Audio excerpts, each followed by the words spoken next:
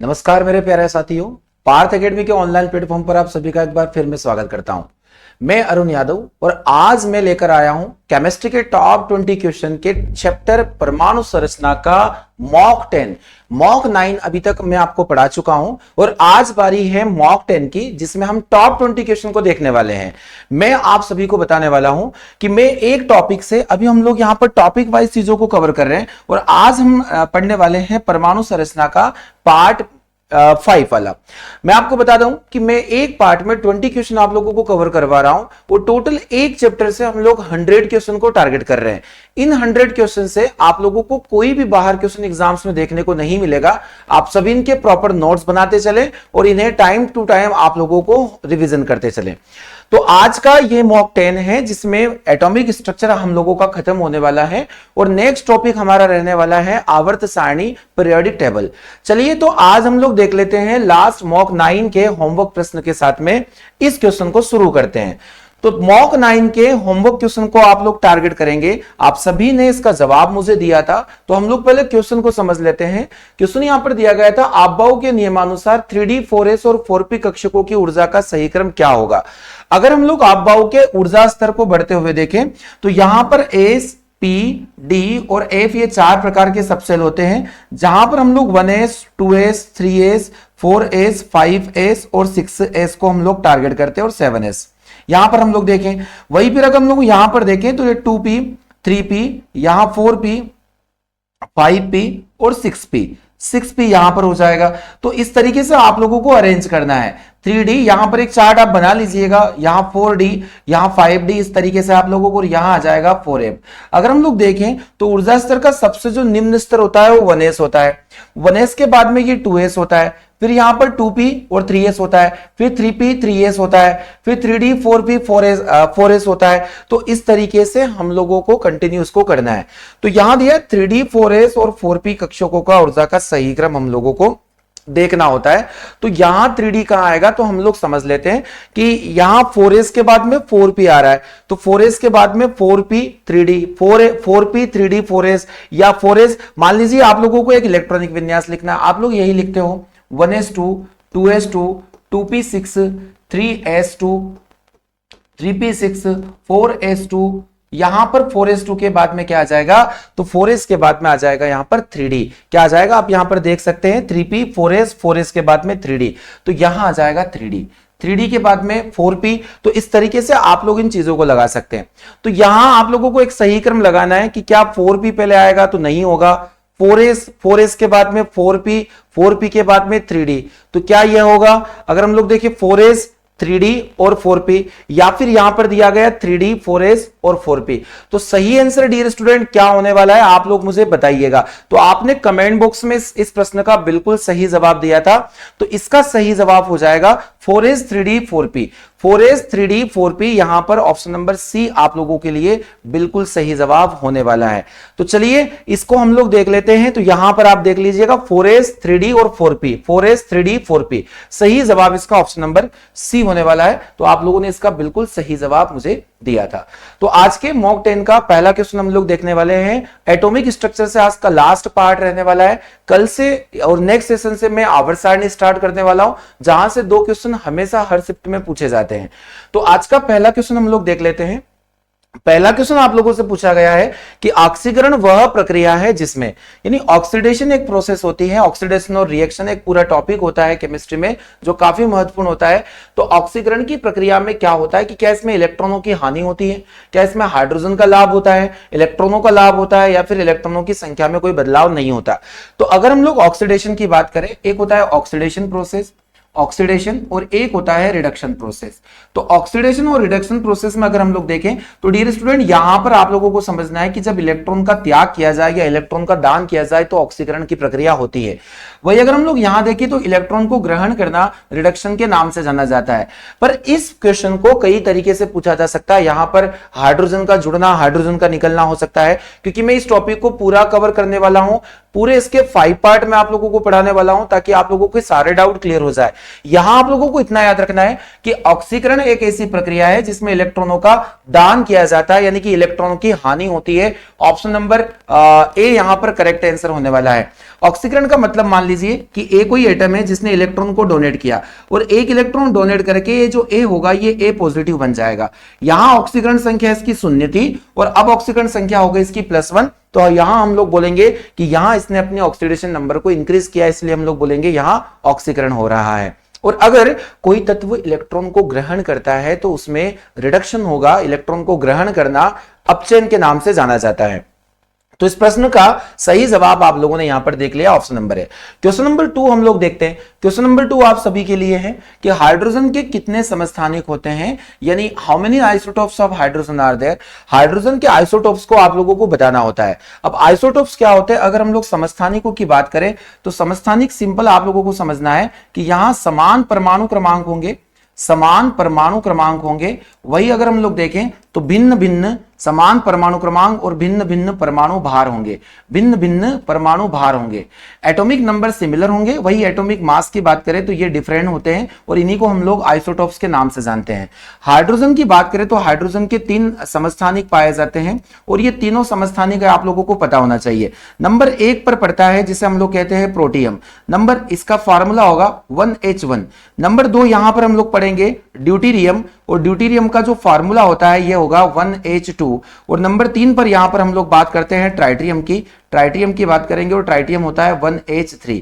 आप लोगों को ये ध्यान रखना है इसी से D2O का निर्माण हुआ है। हाइड्रोजन के दूसरे समस्थानिक से ही D2O का निर्माण होता है, जिसे हम लोग भारी जल या गुरु जल के नाम से जानते हैं। इसे हम लोग भारी जल या गुरु जल के नाम से भी जान सकते हैं या फिर इसे हैवी वाटर के नाम से हम लोग जान सकते हैं। आप लोगों को यह जानकारी समझ में आ गई होगी। तो हाइड्रोजन के कितने समस्थानिक होते हैं, तो हाइड्रोजन के 3 समस्थानिक होते हैं, प्रोटियम, ड्यूटेरियम, ट्राइटियम। प्रोटियम से जो क्वेश्चन एग्जाम में आ सकता है कि प्रोटियम में न्यूट्रॉन की संख्या कितनी होती है, 0। वही अगर ट्राइटियम को देखें तो हाइड्रोजन का एकमात्र अगर हम लोग देखें तो रेडियोधर्मी या रेडियो एक्टिव आइसोटोप्स माना जाता है। हाइड्रोजन का एकमात्र रेडियोधर्मी आइसोटोप्स, हाइड्रोजन का एकमात्र रेडियोधर्मी आइसोटोप्स, ये आप लोगों को अपने नोट्स में लिख लेना है। तो इस प्रश्न का सही जवाब आप लोगों को देना है। तो चलिए यहां से एक क्वेश्चन निकल कर आ रहा है जो आप लोगों को कमेंट बॉक्स में बताना है कि पूरी केमिस्ट्री में ऐसा कौन सा तत्व है जिसके पास सबसे अधिक आइसोटोप्स माने जाते हैं या सबसे ज्यादा समस्थानिक वाला तत्व कौन माना जाता है। आप लोगों को कमेंट बॉक्स में इसका जवाब मुझे देना है। इसी के साथ बढ़ते हैं अगले क्वेश्चन की ओर। अगला क्वेश्चन है कि किसी भी रासायनिक यौगिक की न्यूनतम संभव इकाई किसको कहते हैं। कोई भी रासायनिक यौगिक होता है, मान लीजिए कंपाउंड बना यानी कि CaCO3, या फिर आप पानी को ले लीजिए। अब एक पानी जो होता है ये अलग अलग मॉलिक्यूल से मिलकर बना होगा। जैसे हम लोग अगर 2 मॉलिक्यूल हाइड्रोजन देखें और 1 मॉलिक्यूल ऑक्सीजन देखें। पर कोई भी पदार्थ होता है, अगर हम लोग मैटर की बात करें तो किसी भी पदार्थ या यौगिक का जो निर्माण है वो उसके अणुओं से होता है, यानी मॉलिक्यूल से होगा। और यही मॉलिक्यूल इन द लास्ट यहां पर ये एटम के अंदर कन्वर्ट हो जाते हैं, जिसे हम लोग परमाणु के नाम से जानते हैं। किस नाम से जानेंगे? परमाणु के नाम से। तो किसी भी रासायनिक यौगिक की जो अंतिम इकाई मानी जाती है, किसी भी रासायनिक यौगिक की अंतिम इकाई या न्यूनतम संभव इकाई उसकी परमाणु को मानते हैं, उसके परमाणु को माना जाता है। परमाणु को अगर सिद्धांत हम देखें तो जॉन डाल्टन जिन्होंने परमाणु को अविभाज्य कहा था, और ये बात आप लोगों को पता होना चाहिए। ऐसे ही यहाँ पर प्लम पुडिंग मॉडल है जो जे थॉमसन के द्वारा दिया गया था। वही नाभिक की खोज रदरफोर्ड के द्वारा मानी जाती है। प्रोटॉन की खोज गोल्डस्टीन है, इलेक्ट्रॉन की जे थॉमसन है। ये आप लोगों को याद रखना है। तो क्वेश्चन नंबर 4 हम लोग देख लेते हैं। इनमें से किसकी सहायता से पुरानी सामग्री जिसे आसानी से नहीं पढ़ा जा सकता पढ़ना संभव हो सकता है। देखिए काफी अच्छा क्वेश्चन आपके सामने आया है कि यहां पर अगर मान लीजिए आप लोगों के पास कुछ भी पुरानी सामग्री है तो जिसे हम लोग नहीं पढ़ सकते, कोई पेपर था जिसमें लिखे हुए अक्षर छुप चुके हैं, हम नहीं पढ़ पा रहे, तो उसे आसानी से नहीं पढ़ सकते थे, तो किसकी सहायता से पढ़ना यहां पर संभव हो जाएगा। तो क्या इसका सही जवाब वाई किरणें होगा, एक्स किरणें होगा, या फिर आई इंफ्रारेड रेडिएशन बोलते हैं। और इसी इंफ्रारेड रेडिएशन को अवरक्त प्रकाश किरण भी हम लोग कहते हैं, अवरक्त प्रकाश किरण। क्या इनके द्वारा यह संभव है कि इनको पढ़ा जा सकता है? यही दिया गया रेडियो आवृत्ति तरंगे। चलिए तो मैं आपको बता देता हूं।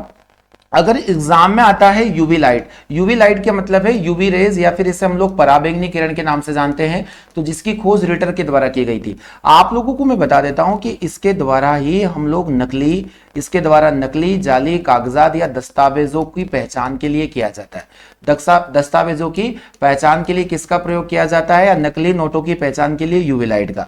वही अपराध को पकड़ने के लिए कि पुराने कोई अपराध होते हैं तो वहां पर उनको डिटेक्ट करने के लिए भी हम लोग यूवी लाइट का यूज कर सकते हैं। यूवी लाइट का यूज भी स्विमिंग पूल में जो लाइट होता है पानी का रंग नीला करने के लिए ही किया जाता है। तो यूवी के भी काफी यूजेस होते हैं। वही हम लोग देखें तो पानी के अंदर उपस्थित बैक्टीरिया को मारने के लिए भी यूवी लाइट काफी महत्वपूर्ण होती है। यहां पर अगर कोई सामग्री पुरानी हो गई है, उसे नहीं पढ़ा जा सकता है, तो अगर उस पर एक्स किरण डाल दी जाए या एक्सरे डाल दी जाए तो एक्सरे के द्वारा इसे आसानी से पढ़ा जा सकता है। इस बात को आप लोगों को ध्यान से समझना है। तो एक्सरे इसका बिल्कुल सही जवाब होने वाला है। अब मैं आपको बता देता हूं इसकी खोज किसने की थी। तो इसकी खोज की थी रोंटजन के द्वारा। किसके द्वारा? रोंटजन के द्वारा एक्सरे की खोज हुई थी। और आप लोगों को पता है कि जब हड्डियां टूट जाती है तो टूटी हड्डियों को के बारे में पता कैसे चलेगा? तो ये पता चलता है एक्सरे, एक टेस्ट होता है उसके द्वारा। तो एक्सरे के बारे में आप लोगों को पता है। आज आप कमेंट बॉक्स में जाकर लिखेंगे कि एक्स किरणों का वेवलेंथ कितना होता है, तरंगदैर्घ्य कितना होता है, और ये कितनी आवृत्ति या फ्रीक्वेंसी की वेव्स होती है। तो आगे के सेशन में, जो सेशन आने वाले हैं, उनमें हम लोग इनको बहुत अच्छे से डिस्कस करने वाले हैं। तो इस प्रश्न में आप लोगों को इतनी जानकारी यहां पर मिलती है। सही जवाब इसका एक्सरे हो जाने वाला है। क्वेश्चन नंबर 5 है आप लोगों के लिए कि प्रोटॉन की खोज किसने की थी। देखिए काफी सिंपल क्वेश्चन है, पर ये एग्जाम में आने वाला क्वेश्चन माना जाता है। प्रोटॉन की खोज किसने की थी? तो हम लोग देखेंगे यहाँ रदरफोर्ड दिया गया है, फ्रेडरिक मिसर दिया गया है, गोल्डस्टीन और हेनरी कैवेंडिश। मुझे उम्मीद है ये क्वेश्चन सभी को आता होगा कि प्रोटॉन की जो खोज की थी वो की थी गोल्डस्टीन के द्वारा। किसके द्वारा? गोल्डस्टीन के द्वारा प्रोटॉन को डिस्कवर्ड किया गया था। प्रोटॉन एक पॉजिटिव चार्ज एटम होता है और इसी की संख्या के कारण किसी भी परमाणु के अंदर नाभिकीय बल की उपस्थिति होती है। तो नाभिकीय बल का या न्यूक्लियर फोर्स का प्रमुख जो कारण है वो कौन होने वाला है? वो होने वाला है प्रोटॉन। ये आप लोगों को ध्यान से समझना है। हेनरी कैवेंडिश के बारे में आप लोगों को मुझे बताना है ये किससे संबंधित है। और रदरफोर्ड के बारे में आप लोगों को ऑलरेडी मैं आप लोगों को बता चुका हूं कि नाभिक की खोज में इन्होंने सोने की पतली पन्नी का प्रयोग किया था। हेनरी कैवेंडिश काफी महत्वपूर्ण वैज्ञानिक है। एग्जाम में इनके बारे में क्वेश्चन पूछा जा सकता है। तो इस प्रश्न का सही जवाब होने वाला है ऑप्शन नंबर सी। अगला क्वेश्चन आप लोग देख लीजिएगा। किसी कक्ष में इलेक्ट्रॉनों की अधिकतम संख्या क्या हो सकती है? यहां पर बोला गया है कि x बराबर कक्षा की संख्या। चलिए, तो ये काफी अच्छा क्वेश्चन है। आप देख लीजिएगा केमिस्ट्री में इस प्रकार के क्वेश्चन बनने जा रहे हैं। यहां पर आपको पहला ऑप्शन देके रखा उसने 2x स्क्वायर, एक्स स्क्वायर या एक्स स्क्वायर बाई 2 या फिर एक्स स्क्वायर प्लस 1। क्या करना चाहिए इस क्वेश्चन में? आप लोगों को ये देखना है कि कक्षा की संख्या अधिकतम कैसे निकाली जा सकती है। मान लीजिए मेरे पास एक एटम है, ये मेरे पास परमाणु का नाभिक है और इस नाभिक के बाहर या आसपास जो कक्षाएं बनी हैं, इन कक्षाओं में मैक्सिमम नंबर ऑफ इलेक्ट्रॉन कितने आते हैं। यहाँ K सेल है, यहाँ L सेल है, यहाँ M सेल है। इनमें नंबर ऑफ मैक्सिमम इलेक्ट्रॉन कितने हो सकते हैं, ये आप लोगों को बताना है। तो यहां एक थ्योरी आप लोगों को समझ में आना चाहिए, बोर-बरी का सिद्धांत या बोर-बरी नियम। तो बोर-बरी नियम ने क्या किया था? 2n स्क्वायर एक रूल दिया था और यहां पर n इज इक्वल टू कक्षा की संख्या होता है। कक्षा की संख्या होता है। आप लोगों के लिए काफी महत्वपूर्ण क्वेश्चन हो सकता है, ये आने वाले एग्जाम में पूछा जा सकता है। अब ये 2n स्क्वायर क्या है? यहां n बराबर कक्षा की संख्या। मान लीजिए आपको यहां पर n का वैल्यू 1 रखना है, तो पहली कक्षा में कितने इलेक्ट्रॉन आ सकते हैं, कक्षा में कितने इलेक्ट्रॉन आ सकते हैं, इसकी जानकारी आपको मिलेगी। तो हम लोग यहां पर 2 इंटू 1 स्क्वायर करेंगे और 2 इंटू 1 स्क्वायर करेंगे तो 1 ही होगा, यानी कि पहली कक्षा में 2 इलेक्ट्रॉन आएंगे। अगर मैं n इज इक्वल टू 2 करता हूं तो 2 इंटू 2 स्क्वायर होगा और 2 इंटू 2 स्क्वायर हो जाएगा 2 इंटू 4 हो जाएगा, यानी कि ये 8 इलेक्ट्रॉन यहां पर होने वाला है। तो इस प्रकार हम लोग निकाल सकते हैं। तो यहां पर n का जो वैल्यू वो x देके रखा है, तो ऑप्शन नंबर ए इस प्रश्न का बिल्कुल सही जवाब माना जाएगा। आप लोगों को ये क्वेश्चन समझ में आ रहा होगा, काफी अच्छे लेवल के प्रश्न हैं, एग्जाम्स में पूछे जाते हैं। चलिए, तो अगले क्वेश्चन को हम लोग डिस्कस कर लेते हैं। क्वेश्चन नंबर 7 है आपके लिए कि एक तत्व के समस्थानिक में क्या होता है। एक तत्व के समस्थानिक में क्या होता है कि एक ही तत्व के जो आइसोटोप्स होते हैं, मान लीजिए हाइड्रोजन के आइसोटोप्स हैं, प्रोटियम, ड्यूटेरियम, ट्राइटियम, क्या हो सकता है वो हम लोग देखने वाले। क्या इनका सिमिलर फिजिकल प्रॉपर्टी होगा, समान भौतिक गुण, या भिन्न रासायनिक गुण, या न्यूट्रॉनों की अलग अलग संख्या, या फिर इनका अलग अलग ये। अगर हम लोग हाइड्रोजन की ही बात करें तो हाइड्रोजन के पास मेरे पास 3 आइसोटोप्स माने जाएंगे, 1s1, 1s2, 1s3। आप लोग देख पा रहे हैं 1h1, 1h2, 1h3, यहां पर 3 चीजें। अगर हम लोग देखें तो इनके अंदर नंबर ऑफ इलेक्ट्रॉन एक जैसे हैं, नंबर ऑफ इलेक्ट्रॉन एक जैसे हैं, और नंबर ऑफ इलेक्ट्रॉन जब एक जैसे होते हैं तो रासायनिक गुणधर्म भी एक समान होता है। इसका मतलब यह हुआ कि सभी समस्थानिकों के रासायनिक गुणधर्म जो होते हैं एक समान होते हैं। तो यहां भिन्न रासायनिक गुण दिया या फिर न्यूट्रॉनों की संख्या अलग अलग, देखिए यहां रासायनिक गुण में समानता यहां पर नहीं दी गई है। चलिए कुछ और ढूंढते हैं। अगर हम लोग यहां न्यूट्रॉन को देखें तो यहां न्यूट्रॉन 0 है, यहां न्यूट्रॉन देखें तो यहां न्यूट्रॉन 1 है, यहां न्यूट्रॉन 1 है, और यहां न्यूट्रॉन देखें तो यहां न्यूट्रॉन 2 है। आप 3-1 कर दीजिएगा, 2-1 कर दीजिएगा, तो आपको यहां समझ में आ रहा होगा कि न्यूट्रॉनों की संख्या यहां पर अलग अलग होती है, यानी डिफरेंशिएट होंगे ये नंबर ऑफ न्यूट्रॉन को लेकर। तो आप लोगों को यहां पर इतनी जानकारी समझ में आ गई होगी। तो एक ही समस्थानिकों में भौतिक गुण अलग अलग होंगे पर इनका रासायनिक गुण एक जैसा होगा, और यहां पर न्यूट्रॉनों की संख्या अलग अलग होगी। काफी आने वाला क्वेश्चन माना जा सकता है।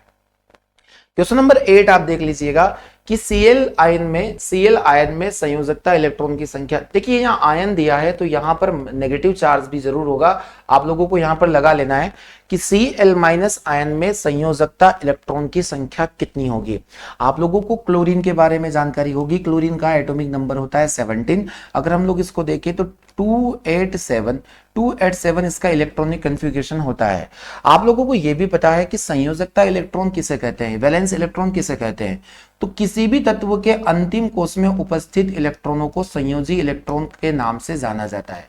संयोजी इलेक्ट्रॉन का मतलब हो जाता है कि किसी की लास्ट सेल में उपस्थित इलेक्ट्रॉनों को संयोजी इलेक्ट्रॉन के नाम से जाना जाएगा। अब ये जो इलेक्ट्रॉन होते हैं यहां पर अभी 7 है, इसका मतलब ये हुआ कि अभी इसने कोई आयन का निर्माण नहीं किया, परंतु अगर क्लोरीन ने एक इलेक्ट्रॉन को ग्रहण कर लिया तो यह बन जाएगा क्लोरीन माइनस, यानी कि Cl माइनस। और Cl माइनस क्या होता है तो इसको भी हम लोग समझ लेते हैं। Cl माइनस क्या होता है, तो इसने एक इलेक्ट्रॉन ग्रहण किया, अभी इसके पास कुल 17 इलेक्ट्रॉन थे, और 17 इलेक्ट्रॉन के साथ इसने एक इलेक्ट्रॉन ग्रहण किया, तो यहां पर कुल मिलाकर 18 इलेक्ट्रॉन बन जाएंगे। और 18 इलेक्ट्रॉन का जो इलेक्ट्रॉनिक कन्फिगरेशन होगा वो 288 होगा। क्या होने वाला है, 288 होने वाला है। आप यहां पर देख सकते हैं कि केवल क्लोरीन में संयोजकता इलेक्ट्रॉन 7 होंगे, परंतु क्लोरीन आयन में जो एक इलेक्ट्रॉन ग्रहण कर चुका है उसमें टोटल नंबर ऑफ इलेक्ट्रॉन 8 माने जाएंगे। तो काफी कंफ्यूज करने वाले क्वेश्चन इस तरीके से एग्जाम में बनते हैं। देखिए हर कोई पता होगा, हर किसी को पता होता है कि क्लोरीन के अंतिम कोश में 7 इलेक्ट्रॉन होते हैं, पर यहां क्लोरीन आयन पूछा गया है जिसके अंतिम कोश में आपको 18 इलेक्ट्रॉन देखने को मिलेंगे। अगर यहां पर सोडियम की बात करेंगे तो सोडियम में अंतिम कोश में होगा 281, पर अगर हम लोग सोडियम आयन की बात करें तो सोडियम आयन यहां पर एक इलेक्ट्रॉन डोनेट कर चुका है, तो यहां पर अंतिम कोश में भी 8 इलेक्ट्रॉन माने जाएंगे। चलिए तो इस प्रश्न का सही जवाब मैं आपको देने वाला हूं 8 इलेक्ट्रॉन, यानी संयोजकता इलेक्ट्रॉन की संख्या यहां पर 8 होने वाली है। क्वेश्चन नंबर 9 को हम लोग देख लेते हैं। क्वेश्चन नंबर 9 आप लोगों के लिए कि सोडियम का सही इलेक्ट्रॉनिक विन्यास यहां पर क्या होने वाला है। सोडियम परमाणु जिसका परमाणु क्रमांक 11 होता है, इसका इलेक्ट्रॉनिक कन्फिगरेशन क्या होगा, तो 1s2 2s2 2p6 3s1। अगर हम लोग देखें तो यहां इसका लास्ट सेल s सब ऑर्बिट में जा रहा है, इसीलिए हम लोग कहेंगे कि जो सोडियम होता है वह s ब्लॉक का एलिमेंट माना जाता है, क्योंकि s block, p block, d block इसके बाद के सेशन में पीरियोडिक टेबल से लेने वाला हूं, जहां आपको ये चीजें समझ में आनी चाहिए। तो एस ब्लॉक के जो एलिमेंट होते हैं वो सोडियम के अंतर्गत, या सोडियम जो एस ब्लॉक का एलिमेंट माना जाएगा। अगर हम ये उपकक्षा का मैटर है, अगर कक्षा में इसको बिठा दे तो यहाँ 2 इलेक्ट्रॉन, यहाँ पर सेकंड सेल में 8 इलेक्ट्रॉन, और यहाँ पर 1 इलेक्ट्रॉन प्रेजेंट होगा। तो अगर इसका सही इलेक्ट्रॉनिक कन्फिगरेशन देखें, आपके सामने मैंने लिख दिया है 281, तो आपको 281 यहां पर चूज कीजिएगा। ऑप्शन नंबर डी बिल्कुल करेक्ट आंसर रहने वाला है। तो आपको यहां पर क्रम बिगाड़ कर दे दिया गया है, तो आपको अलग अलग तरीके से इनको समझना पड़ता है। तो क्वेश्चन नंबर 9 का सही जवाब हम लोगों ने देख लिया है, ऑप्शन नंबर डी। क्या आप लोगों को सोडियम के बारे में पता है कि सोडियम इतनी ज्यादा क्रियाशील धातु मानी जाती है, इसलिए इसको मिट्टी के तेल के अंदर रखा जाता है। सोडियम को हम लोग केरोसिन के अंदर रखते हैं, क्योंकि यह अपने ऑक्साइड का निर्माण करके उसमें क्षेपीय अभिक्रिया देती है, एक्सोथर्मिक रिएक्शन, और आग लग जाती है। सोडियम को पानी में भी नहीं रखा जा सकता, सोडियम पानी में विस्फोट कर देगा। तो चलिए अगला क्वेश्चन, क्वेश्चन नंबर 10 आप सभी के लिए है, आया हुआ क्वेश्चन है, एग्जाम्स में काफी बार यह पूछा जा चुका है और आने वाले एग्जाम में भी यह पूछा जा सकता है। कैंसर के उपचार में कोबाल्ट के किस समस्थानिक का प्रयोग किया जाता है? देखिए यहां पर पूछा गया है कि कोबाल्ट धातु का ऐसा समस्थानिक जिसका उपयोग कैंसर के उपचार में किया जाता है, तो हम लोग यहां पर क्या देखेंगे? यहां पर दिया गया कोबाल्ट 60, कोबाल्ट 58, कोबाल्ट 62 या इनमें से कोई नहीं। तो एक काफी महत्वपूर्ण क्वेश्चन बनकर ये आ रहा है एग्जाम्स में और आप लोगों को हमेशा ध्यान रखना है, कोबाल्ट धातु होती है और इस कोबाल्ट धातु की अगर हम लोग बात करें तो इसका एक आइसोटोप्स होता है जिसका नाम होता है कोबाल्ट 60 और यह कोबाल्ट 60 को ऐसा माना जाता है कि यह कैंसर के उपचार में सहायता करता है या कैंसर के उपचार में इस समस्थानिक का यूज हम लोग कर सकते हैं। आप सभी को यहां पर कमेंट बॉक्स में जाकर कोबाल्ट धातु का परमाणु क्रमांक बताना है, साथ ही इसके बारे में कुछ और एक्स्ट्रा फैक्ट जो आप लोग जानते हैं आपको मुझे बताना है। कमेंट बॉक्स में आपको जवाब जरूर देना होगा क्योंकि सारे कमेंट आपके प्रॉपर वे में पढ़े जाते हैं हमारे द्वारा। तो क्वेश्चन नंबर 11 हम लोग देख लेते हैं। 11 क्वेश्चन है, देखिए ये क्वेश्चन भी एग्जाम में आया है कि जीवाश्म की उम्र जानने के लिए इनमें से निम्न उपस्थित किस समस्थानिक का उपयोग किया जाता है? अब आपको यहां पर दिख रहा है दो एलिमेंट है जिसमें एक तो कार्बन और एक यहां पर क्लोरीन है, कार्बन और क्लोरीन। तो इन दोनों में से किस आइसोटोप्स का उपयोग हम लोग जीवाश्म की उम्र का पता लगाने के लिए करते हैं? तो पहले तो मैं आप लोगों को बता देता हूं कि दो अलग अलग पद्धतियां होती है, जिसमें एक पद्धति आप लोगों ने पढ़ी होगी कार्बन डेटिंग पद्धति। तो कार्बन डेटिंग पद्धति क्या होती है इसके बारे में मैं आपको समझाने वाला हूं। तो इसमें हम लोग क्या करते हैं कि जो पुराने जीवाश्म होते हैं उन जीवाश्म की आयु का निर्धारण इसके द्वारा किया जाता है। काफी महत्वपूर्ण क्वेश्चन है, आप यहां वीवीआईपी क्वेश्चन भी इसको लगा सकते हैं। वही एक होती है यूरेनियम डेटिंग पद्धति। तो यूरेनियम डेटिंग पद्धति में क्या होगा? तो यूरेनियम डेटिंग पद्धति में अगर हम लोग देखें तो यहां ज्ञात किया जाता है पृथ्वी की आयु एज ऑफ अर्थ। वही अगर पृथ्वी पर कोई चट्टान है तो उस चट्टान कितनी पुरानी चट्टान या चट्टान की आयु का पता लगाने के लिए भी हमें यूरेनियम डेटिंग का उपयोग करना पड़ता है। तो मुझे उम्मीद है आप लोगों को ये दो जानकारी यहां पर समझ में आई होगी। अगर जीवाश्म पूछा जाता है, फॉसिल पूछा जाता है तो आपको बताना है कार्बन डेटिंग, पृथ्वी की आयु या चट्टान की आयु पूछा जाता है तो आपको बताना है यूरेनियम। वहीं अगर हम लोग कार्बन डेटिंग की बात करें तो कार्बन का इसमें कौन सा समस्थानिक है जिसका उपयोग किया जाता है? तो इसका नाम आप लोगों को याद रखना है C14 समस्थानिक। कार्बन के अलग अलग आइसोटोप्स होते हैं C12, C13, C14, C15। C15 को हम लोग जानते हैं कि ये रेडियो एक्टिव एलिमेंट माने जाते हैं, रेडियो एक्टिव आइसोटोप्स के नाम से भी ये जाने जाते हैं। सही जवाब इसका कार्बन 14 होना है, आप लोगों को बताना है इसको। चलिए अगला क्वेश्चन आज के सेशन के अंदर बहुत इंपॉर्टेंट क्वेश्चन है आप लोगों के लिए और हर दिन हम लोग रेगुलर बेसिस पर इन सेशन को पढ़ रहे हैं। आप लोग अधिक से अधिक अपने दोस्तों के साथ में ये शेयर करें। चलिए तो क्वेश्चन नंबर 12 है, इनमें से कौन हाइड्रोजन का आइसोटोप्स नहीं है? पूछा गया है कि हाइड्रोजन का समस्थानिक कौन नहीं होता। तो यहां हाइड्रोजन बोला गया, ड्यूटेरियम, ट्रिटियम या हीलियम। तो मैं आपको बता रहा हूं हाइड्रोजन में हाइड्रोजन तो आएगा, यहां पर प्रोटियम भी ले सकते हैं हम लोग, ड्यूटेरियम भी होता है, वही ट्रिटियम भी होता है। पर अगर हम लोग हीलियम की बात करें तो हीलियम एक एलिमेंट माना जाता है जो हाइड्रोजन के बाद आता है। तो हाइड्रोजन जो है उसका समस्थानिक हीलियम नहीं माना जाएगा क्योंकि यहां सही जवाब हो जाएगा हमारा प्रोटियम, ड्यूटेरियम, ट्राइटियम। यहां प्रोटियम हो सकता है, हाइड्रोजन भी हो सकता है। आप सभी को पता होना चाहिए जो हाइड्रोजन होता है उसकी खोज किसने की थी? आप कमेंट बॉक्स में मुझे जाके इसका जवाब देंगे। ये मैंने लास्ट प्रीवियस क्वेश्चन में भी आप लोगों को मैं दे चुका हूं।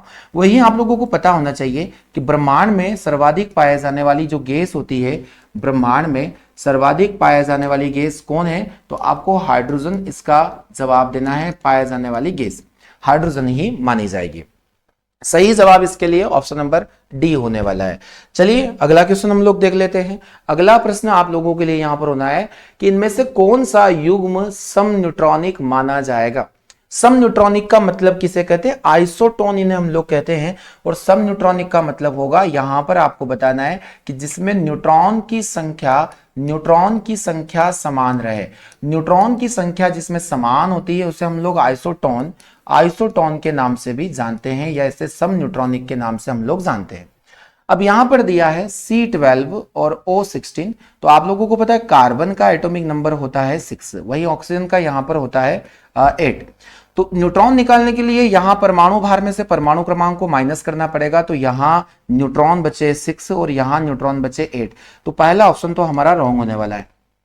वहीं अगर हम लोग ऑप्शन नंबर बी को देखें, सी यहां पर दिया गया 14 और ओ यहां पर 16 दिया है, तो वही कार्बन आप लोगों के लिए यहां पर 6, कार्बन 6 और ऑक्सीजन यहां पर 8 है।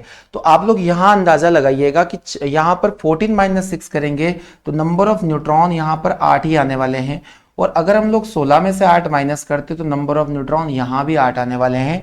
यानी इन दोनों में न्यूट्रॉन की संख्या आपको समान दिखाई दे रही है, इसलिए इसका सही जवाब ऑप्शन नंबर बी हो जाएगा। आप इसके बाद भी ये ऑप्शन मैच कर लीजिएगा, यहां नाइट्रोजन का 7 होगा और यहां 8 होगा, यहां कार्बन का 6 होगा और यहां ऑक्सीजन का 8 होगा। तो आप लोगों को इसका जवाब मुझे देना है। तो सही जवाब मैंने वैसे दे दिया आपको, ऑप्शन नंबर बी इसका करेक्ट है, जिसमें इलेक्ट्रॉन की संख्या समान आइसो इलेक्ट्रॉनिक, जिसमें न्यूट्रॉन की संख्या समान आइसोटोन या इसको हम लोग बोल देंगे सम न्यूट्रॉनिक, जिसमें समान परमाणु क्रमांक समस्थानिक, जिसमें समान परमाणु भार समभारिक। तो ये 4 टर्म है जो एग्जाम में पूछे जा सकते हैं आप लोगों से। क्वेश्चन नंबर 14 हम लोग देखने वाले हैं।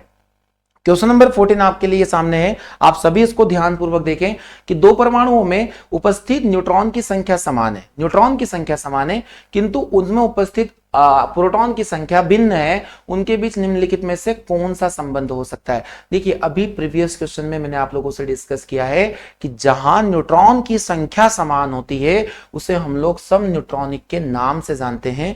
आप इसे आइसोटोन भी बोल सकते हैं, आइसोटोन के नाम से भी जान सकते हैं। तो न्यूट्रॉन की संख्या समान, जिनमें उन्हें हम लोग कहेंगे आइसोटोन या सम न्यूट्रॉनिक, पर इनके अंदर प्रोटॉन की संख्या भिन्न भिन्न होती है। तो चलिए क्वेश्चन नंबर 15 को हम लोग टारगेट कर लेते हैं। 15 क्वेश्चन आप सभी के सामने है। काफी मजा आ रहा है, इस बात पर आप लोगों को एक लाइक करना है, क्योंकि बहुत ही शानदार सेशन है और काफी अच्छे क्वेश्चन है जो एग्जाम्स में आए हुए हैं। प्रीवियस क्वेश्चन मैंने सारे रखे हैं, और आप लोग इस बात को भी तय कर लें कि एग्जाम्स में आपको ये क्वेश्चन देखने को जरूर मिलेंगे। क्वेश्चन है हमारे पास 15 की एनर्जी लेवल्स ऑफ सेल, यानी कक्षाओं के ऊर्जा स्तर क्या होते हैं। तो हम लोग देखेंगे कि अगर नाभिक से दूर जाने पर क्या ये बढ़ेंगे, जैसे जैसे हम लोग कक्षाओं में ऊपर चलते तो क्या ये बढ़ते हैं। मान लीजिए आपके पास एक न्यूक्लियस है, और न्यूक्लियस में क्या आप जैसे जैसे न्यूक्लियस को बढ़ा रहे हो तो क्या ये एनर्जी लेवल बढ़ रहे हैं, या फिर नाभिक से दूर जाने पर सामने रहते हैं, नाभिक से दूर जाने पर घटते हैं, या फिर इनमें से नहीं। देखिए, नाभिक के पास जो इलेक्ट्रॉन बैठा है, यहां पर इलेक्ट्रॉन है, यहां पर सभी कक्षाओं में इलेक्ट्रॉन होंगे।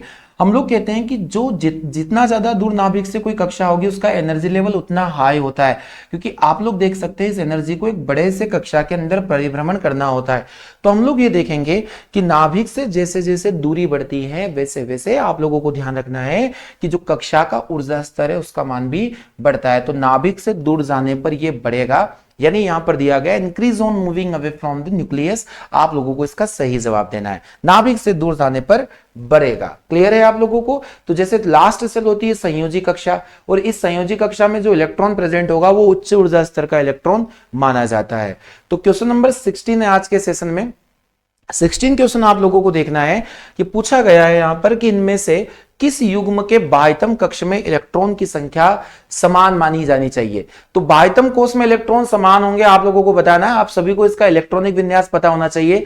तो लिथियम और बेरिलियम की बात करते हैं, तो यहां लिथियम का अगर हम लोग देखें तो लिथियम का एटॉमिक नंबर कितना होता है? 3 होता है। वही अगर हम बेरिलियम की बात करें तो 4 हो जाएगा, है ना। तो अगर आप लोग इसको 3 को देखोगे तो यहां 4 और बेरिलियम का यहां पर हम लोग देखने वाले हैं 4 और लिथियम का 3, तो 2 और 1 होगा।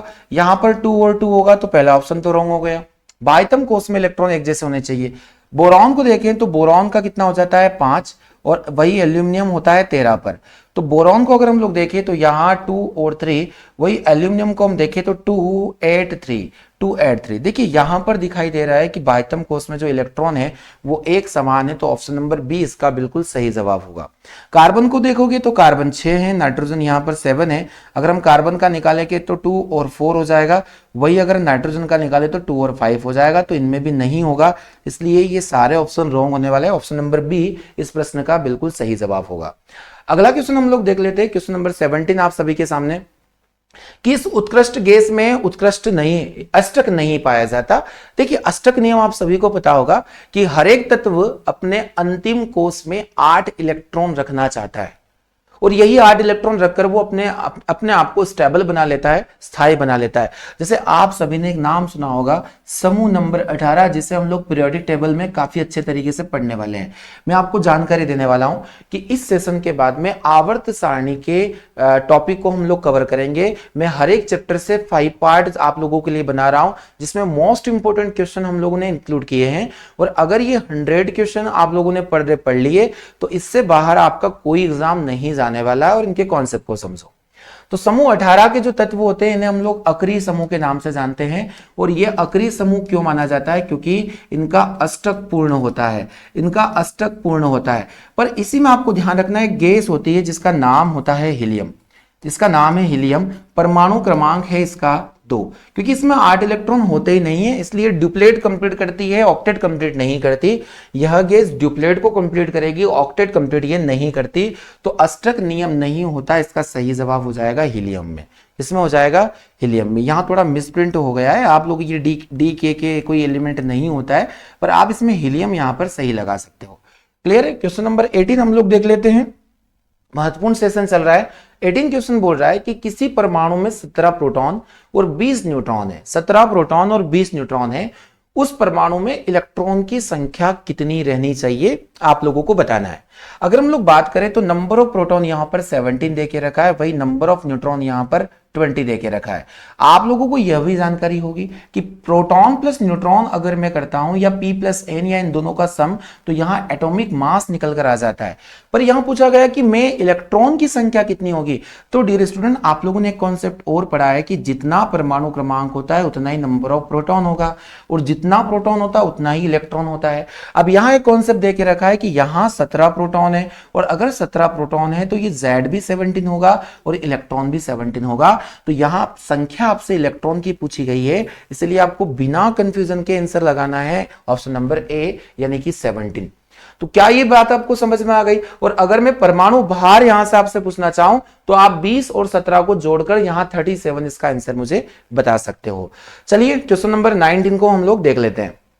19 क्वेश्चन है, सोडियम, मैग्नीशियम और एल्यूमिनियम, सोडियम, कैल्शियम, मैग्नीशियम और एल्यूमिनियम की संयोजकताएं कितनी होती है? चलिए फटाफट मैं इन तीनों को बता देता हूं। अगर हम लोग सोडियम को डिस्कस करें तो एटॉमिक नंबर होता है 11, वही मैग्नीशियम को डिस्कस करें तो एटॉमिक नंबर होता है 12, और एल्यूमिनियम को डिस्कस करें तो एटॉमिक नंबर होता है 13।